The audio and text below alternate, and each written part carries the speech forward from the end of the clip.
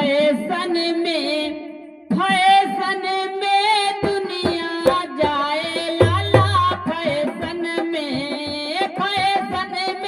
दुनिया जाए लाला, फैशन में दुनिया जाए लाला, फैशन में दुनिया जाए लाला, फैशन में दुनिया में नए नए फैशन चले हैं, दुनिया में नए नए फैशन चले हैं, दुनिया में नए नए ए भैया दुनिया में नए नए फैशन चले हैं। हर देसी हाँ देसी भेषना भाई लाला, फैशन में हर देसी भेषना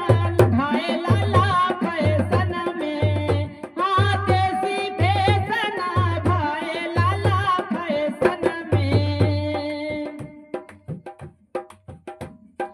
धोती कमीज न मनहु अब भावे, धोती कमीज तो मनहु न भावे, अरे फाटल जींस लई आए लाला, फैशन में अरे फाटल जींस लई आए लाला, फैशन में दुनिया जाए लाला, फैशन में दुनिया जाए लाला, फैशन में कहाँ डाढ़ी मोछल बा मनहु न भावे, डाढ़ी मोछल बा मनहु न भावे,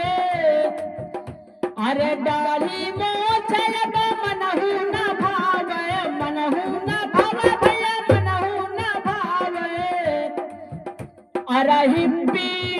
हाँ हिप्पी कटिंग कटवाए लाला, फैशन में अरे हिप्पी कटिंग कटवाए लाला, फैशन में दुनिया जाए लाला, फैशन में दुनिया जाए लाला, फैशन में और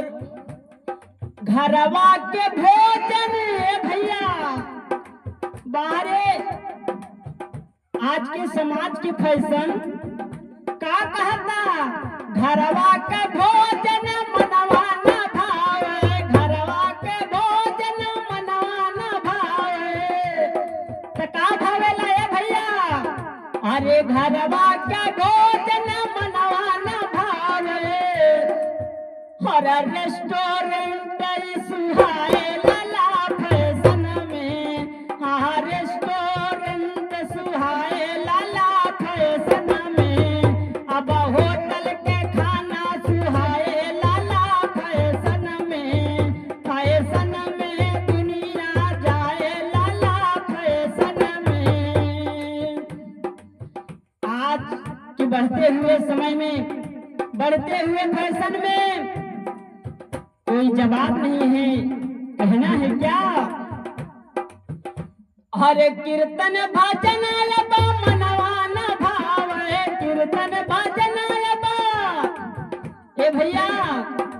अगर गीत अच्छी लगे तो लाइक जरूर कीजिएगा, कहना है हरे कीर्तन भजन लबा मनवा न भावे, कीर्तन भजन लबा मनवा न भावे, का मनवा भावेला ए भैया, अरे थिएटर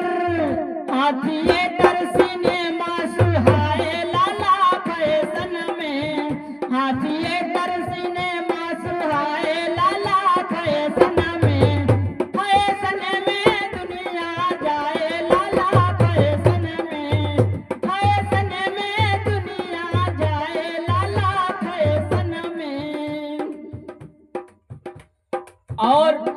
फैशन का रंग आज फैशन का रंग इतना चढ़ा हुआ है कि जिसका कोई जवाब नहीं है, कहना है फैशन का रंग जब से चढ़ा है, फैशन का रंग जब से चढ़ा है,